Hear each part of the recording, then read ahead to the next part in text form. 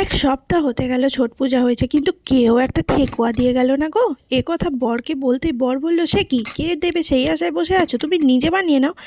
বরের কথা শুনতেই আমি তো কাজে লেগে পড়লাম। আমি 1 বাটি আটা, 1 বাটি ময়দা, হাফ বাটি সুজি, 1 চিমটে নুন, একটু গ্রেট করে রাখা চীনা বাদাম দিয়েছিলাম, যে কোনো ড্রাই ফ্রুটস দিতে পারো, আমি এখানে চীনা বাদামটাই দিয়েছিলাম, একটু চিনি, আর ময়ামের জন্য এখানে তেল বা ঘি যা কিছু দিতে পারো। আমি তেল দিয়েছিলাম, কিন্তু এখানে আমি দেখাতে ভুলে গেছি। তো যাই হোক, এখানে দেখো গুড়টাও দিয়ে দিলাম, গলিয়ে রেখেছিলাম। এবার যে কোনো শেপ দিতে পারো, আমি খুন্তির মধ্যে একটা শেপ দিয়েছিলাম, আর একটা ছাঁচার মধ্যে দিয়েছিলাম, আর একটা পাতা পাতা ডিজাইন করেছিলাম। তোমরা যে কোনো কিছুতে শেপ দিতে পারো। আর তারপর তেলটা হালকা, মানে খুব গরম হলেও হবে না, আবার খুব হালকা হলেও হবে না, মিডিয়াম আঁচে থেকে আমি এই ঠেকুয়াগুলো আস্তে আস্তে ভেজে নিলাম। যেমনি বরকে টেস্ট করালাম, বর তো টেস্ট করেই বললো, দারুণ বানিয়েছো তো তুমি, খাসা বানিয়ে।